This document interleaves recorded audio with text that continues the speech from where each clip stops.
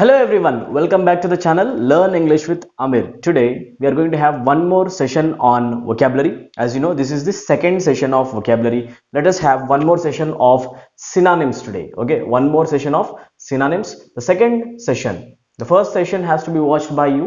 Second session discuss cheddam. The first word in our second session is compendium.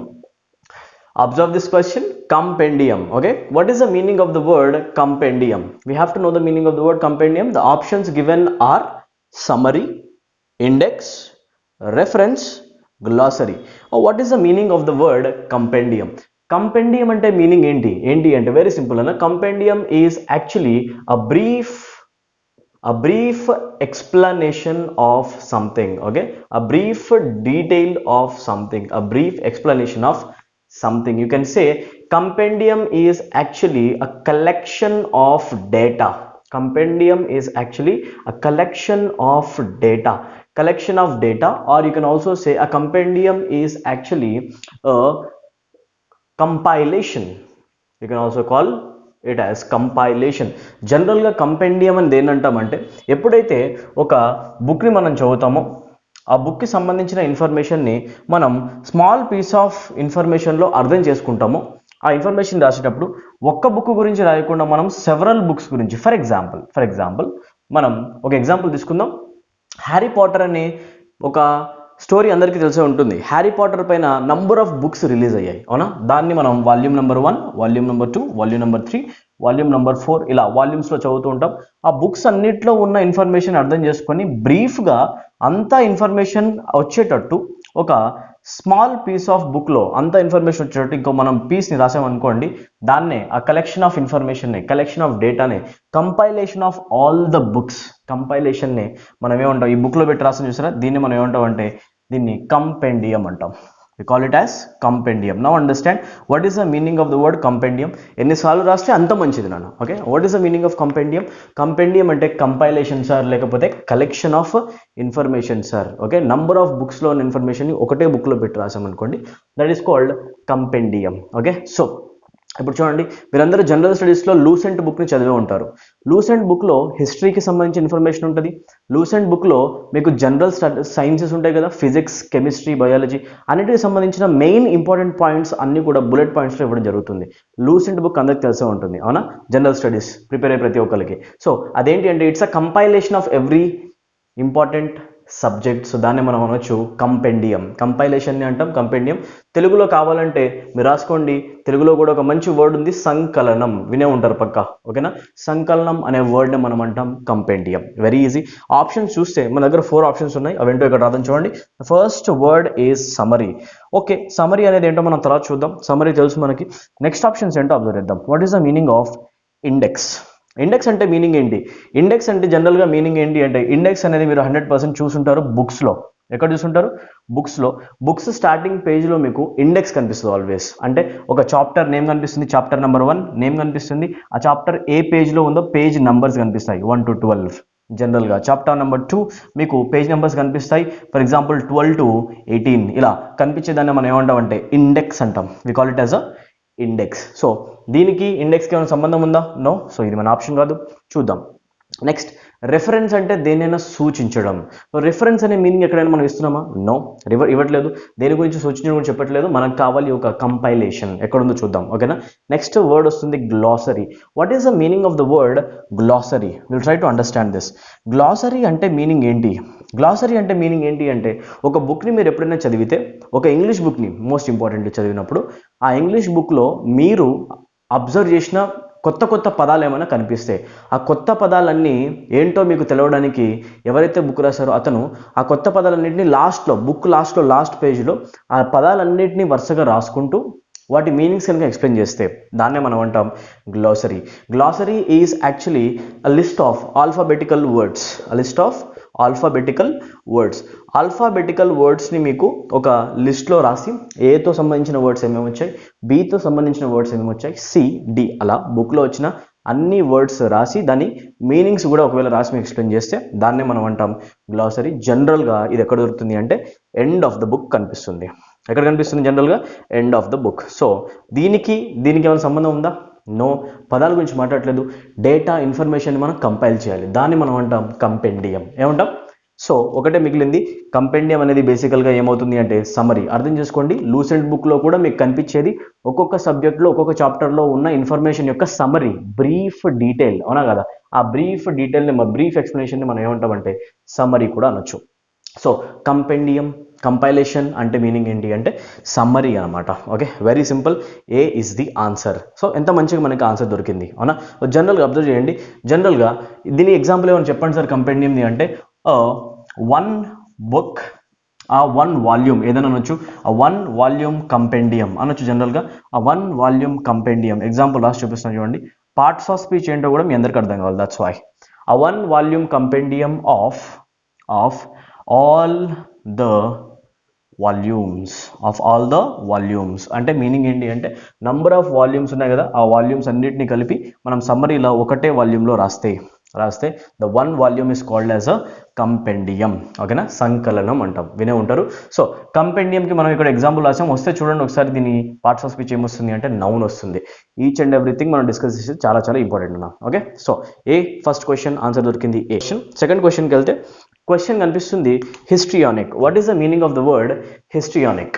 Histrionic అంటే హిస్ట్రియానిక్లో history కనిపిస్తుంది అని అనుకొని, histrionic అంటే హిస్టరీకి సంబంధించిన వర్డ్ అని కనుక మీరు అనుకుంటే that is absolutely incorrect guys. Okay, హిస్ట్రియానిక్కి హిస్టరీకి అసలు ఏమాత్రం సంబంధం లేదు. అంటే హిస్ట్రియానిక్కి చరిత్రకి ఏమాత్రం సంబంధం లేదు. సార్ మరి హిస్ట్రియానిక్ అంటే మీనింగ్ ఏంటి? నా I'll tell you the meaning of the word histrionic, which is very very interesting guys.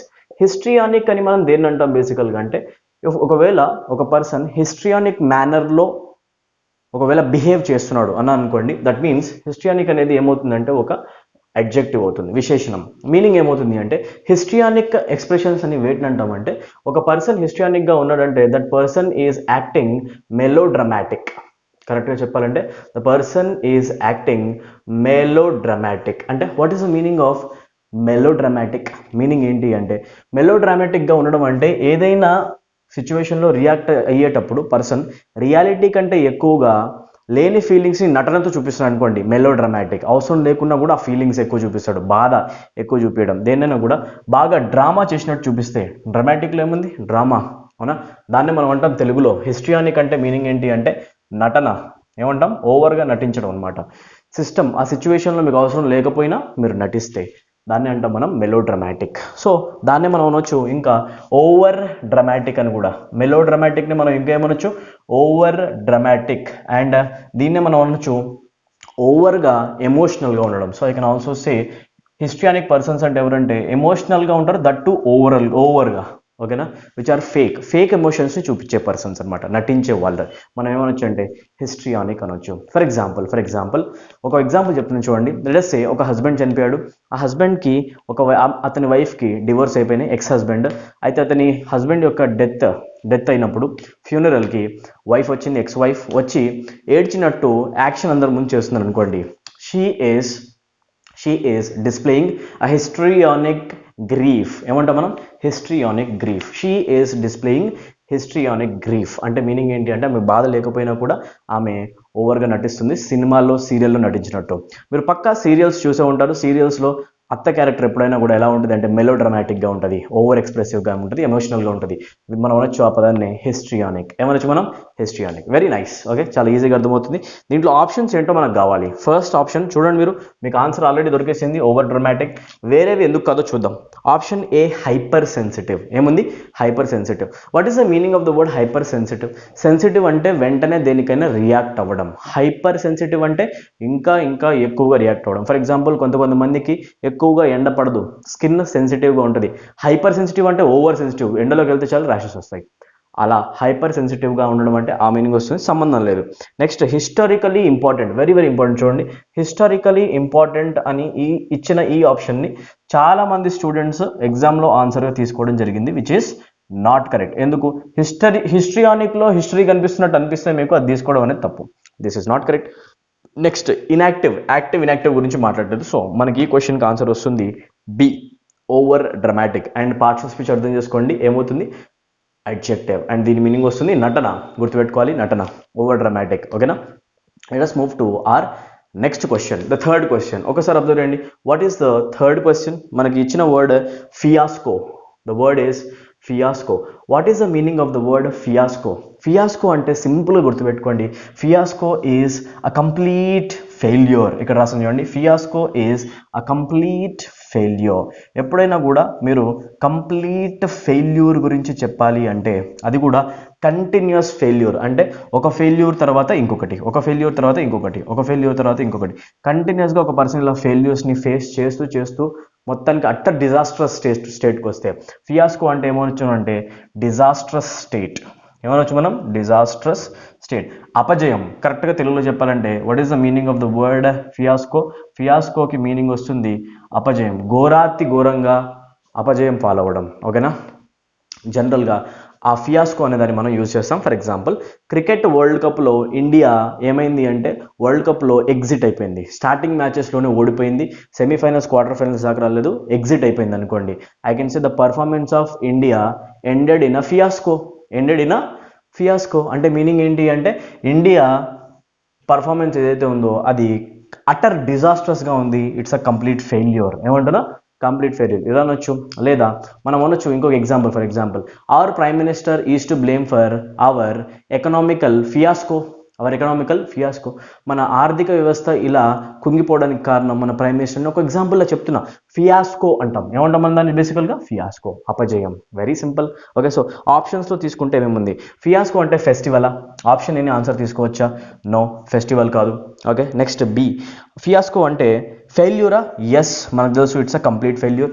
Option B అనేది రైట్ ఆన్సర్, మీరు అనుకునే ఉంటారు already, which is correct. Option సిని తీసుకుంటే రిడిక్యులస్ని ఆన్సర్గా తీసుకోవచ్చా? రిడిక్యులస్ అంటే మీనింగ్ ఏంటి అంటే ఏదైనా హాస్యాస్పదంగా ఉండడం. Ridiculous things are things which are very very funny. ఏదైనా థింగ్ మీరు రెడిక్యులస్గా చేశారంటే చాలా గలీజ్ విషయం వేలో చేశారనమాట, చేయకుండా వేలో. ఓకేనా? అది ఎలా ఉంటుంది అంటే మీకు హాస్యాస్పదంగా వస్తుంది. It's a funny kind of word, ridiculous. Obviously option D ఏముంటుంది? Misfortune. Misfortune is also a beautiful word, గుర్తుపెట్టుకోండి. Misfortune, D. మిస్ఫార్చ్యూన్ అంటే మీనింగ్ ఏంటి అంటే అన్లక్కీ, బ్యాడ్ లక్. మీరేమనొచ్చినా అన్లక్కీ లేకపోతే bad luck. Whenever you want to talk about bad luck, unlucky events, you can say misfortune. ఏమనొచ్చు? Misfortune. Fortune అన్నాం అనుకోండి, fortune అనేది మనకి పాజిటివ్ వర్డ్ అవుతుంది, వరం లాంటిది. ఓకేనా? ఒక పాజిటివ్ ఏదైనా పాజిటివ్ రిజల్ట్ ఇస్తుంది అనుకోండి, దాన్ని మనం అంటాం ఫార్చునేట్ థింగ్ అనా కదా. అదే ఒకవేళ రిజల్ట్ బాగాలేదనుకోండి, లక్కీగా లేమనుకోండి, అన్లక్కీ అంటే మిస్ఫార్చ్యూన్ అంటాం. అన్ఫార్చునేట్, మిస్ఫార్చ్యూన్ రెండు వస్తాయి. So let us move to the next question. Take a look at our next question, fourth word. Question కనిపిస్తుంది, అబ్జర్వ్ చేయండి. వర్డ్ ఇచ్చాడు amoral. What is the meaning of the word amoral? అమోరల్లో మీకు కనిపిస్తున్న ఒక వర్డ్ని మాత్రం మీరు 100% గుర్తుపట్టి ఉండాలి, దట్ ఈస్ మోరల్. మోరల్ అంటే మీ అందరికి తెలుసు కదా, మోరల్స్ ఉండడం అంటే మీనింగ్ ఏంటి అంటే విలువలు కలిగి ఉండడం. What is the meaning of the word moral? Morals are basically principles. In English language we say morals are principles. So in this question I have a word called amoral. What is the meaning of the word amoral? Amoral అంటే meaning ఏంటి అంటే morals లేకుండా ఉండడం. ఏని add చేస్తే బేసికల్గా word యొక్క meaning negative అవుతుంది, ఆపోజిట్. ఏమవుతుంది? యాక్చువల్గా ఆపోజిట్ అవుతుంది. సో మోరల్ వాల్యూస్ ఉంటే మోరల్స్ అంటాం అన్నా కదా, అదే మోరల్స్ లేకుండా ఉంటే మనం ఏమంటాం అంటే అమోరల్. ఏమంటాం మనం? Amoral. That simply means the meaning of the word is amoral అంటే lacking moral principles. Okay, a person lacking moral principles. ఒక పర్సన్కి ఒకవేళ మోరల్ ప్రిన్సిపల్స్ లేకపోతే, అంటే కరెక్ట్గా తెలుగులో చెప్పాలి అంటే నైతిక విలువలు లేకపోవడం. కరెక్ట్గా మోరల్ ప్రిన్సిపల్స్ లేకపోవడం అంటే నైతిక విలువలు లేకపోవడం. కరెక్ట్గా రండి. అమోరల్ పర్సన్ అంటే ఎవరు అంటే నైతిక విలువలు లేని ఒక వ్యక్తి. That is amoral person. What is the parts of speech of amoral? Parts of speech ఏమవుతుంది అంటే అడ్జెక్టివ్ అవుతుంది. పార్ట్స్ ఆఫ్ స్పీచ్ అడ్జెక్టివ్, విశేషణం.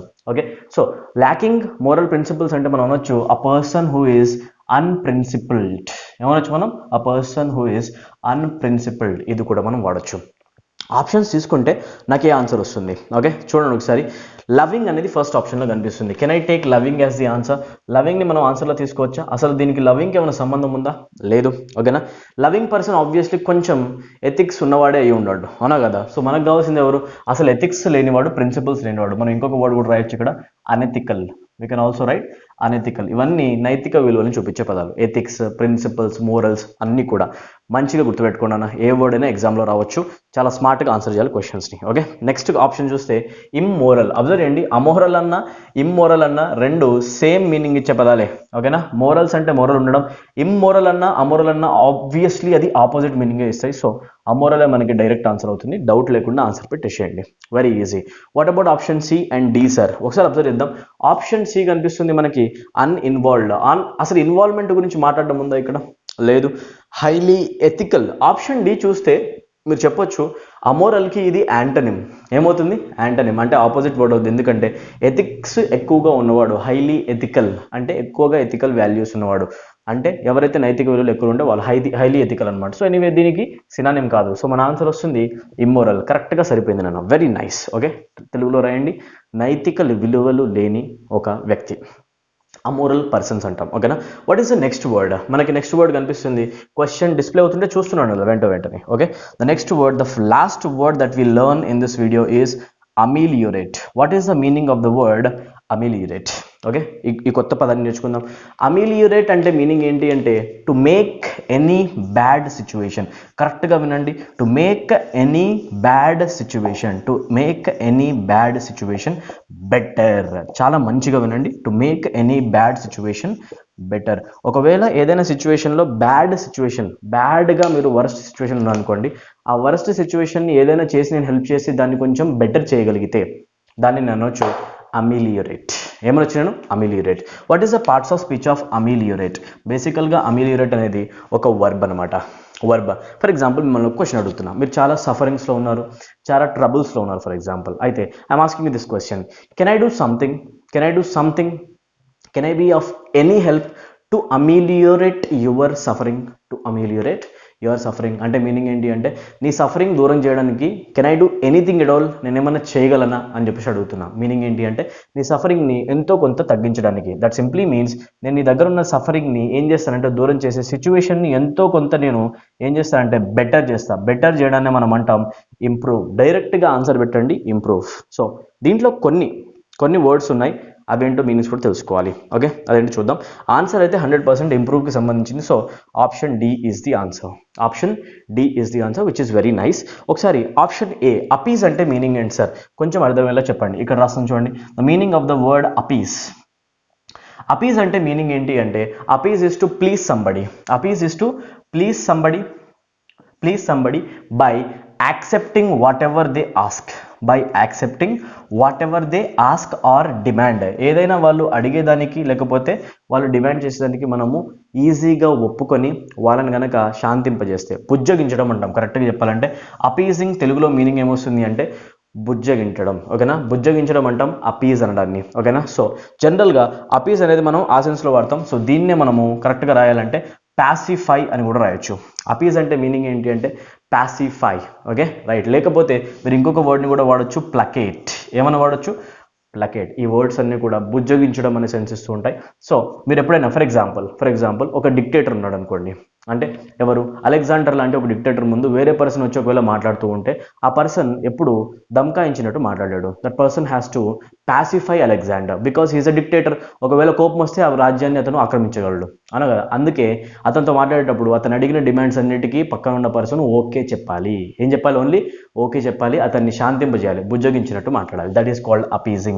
ఓకే, ఆల్వేస్ అపీజ్ అనేది కూడా ఒక వర్బ్లా పనిచేస్తుంది. ఓకే, ఆల్వేస్ వర్బ్లా పనిచేస్తుంది. సో మనకి డైరెక్ట్ ఆన్సర్ వస్తుంది డి. ఎనీవే ఇంకొకటి ఉంది సార్, హ్యూమిలియేట్. ఆప్షన్ సిలో చూస్తే టు హ్యూమిలియేట్ అని కనిపిస్తుంది sir. What is the meaning of humiliate? ఎవరినైనా హ్యూమిలియేట్ చేయడం అంటే వాళ్ళని మనము ఏం చేస్తున్నామంటే ఇన్సల్ట్ చేస్తున్నట్టు. ఓకేనా, హ్యూమిలియేట్ చేయడం అంటే పబ్లికల్లీ వాళ్ళని మనం ఏం చేస్తున్నట్టు అంటే ఇన్సల్ట్ చేస్తున్నట్టు. మనం హ్యూమిలియేట్ అవుతున్నాం, పబ్లికల్లీ మనం సంహౌ ఇన్సల్ట్ అవుతున్నాము. అలాంటి సెన్స్ని తీసుకుని రావడం. సో దీన్ని కరెక్ట్గా మనం అమిలియేట్ని తెలుగులో ఒక పదంలో చెప్తే బాగుండని మీకు అనిపిస్తే దానికి మనం రాయొచ్చు మెరుగుపరచడం. ఏదైనా బ్యాడ్ సిచ్యువేషన్ ఉంటే ఆ బ్యాడ్ సిచ్యువేషన్ని మీరు బెటర్ చేయడాన్ని ఇంప్రూవ్ చేయడం అనొచ్చు, తెలుగులో అనొచ్చు మనం మెరుగుపరచడం. ఈ సెన్స్లో మనము అమిలియేట్ని వాడతాం. With this we have learned 5 beautiful words today. I'll meet you in the next session with one more session of beautiful words like this. Okay, I'll meet you in the next session. Till then, take care everybody. I want you people to do one thing: share this video with maximum number of your friends and family and other aspirants, because this information has to reach number of students. And I'll meet you in the next session. Till then, take care everyone. Thank you.